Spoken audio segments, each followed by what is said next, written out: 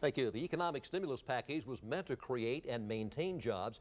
First of all, do you think it was successful? And if not, what would you have done differently? We begin with Mr. Goyle. Well, the economic stimulus bill did create and save jobs here in Kansas. But the problem with the stimulus bill was that we did not have enough accountability. And that's been a problem of both parties, not enough accountability in our spending.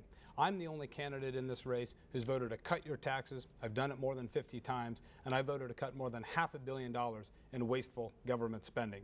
We need a member of Congress who will work with the private sector so the private sector can do what it does best, and that is create jobs. I fundamentally believe that we must stop the practice of outsourcing in this economy and make sure that we have a manufacturing base that creates and protects jobs here in Kansas. And the stimulus package question to Mrs. Ducey. Well, it really doesn't matter if the stimulus was a good idea or not. It's unconstitutional and therefore illegal to do in the first place. We do have to have better understanding that the regulations that Congress has allowed agencies to create are putting a burden on businesses all around. So we need to stick strictly to the Constitution, because I believe that most of the problems we have today are because we are ignoring the Constitution. So if we get back to what the law says and what the founders wanted, we'd be fine. And now your turn, Mr. Pompeo.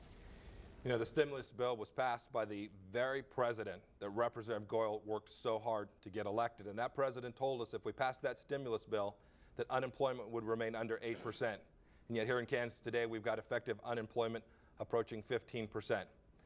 You can't grow jobs by government picking winners and losers. We know better than that here in Kansas.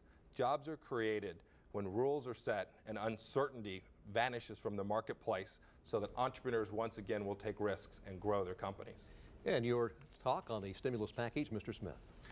I don't think the stimulus has created any jobs, quite frankly, and in my opinion, only the free market creates jobs. The government does not. The stimulus package just added to our national debt. And we'll ask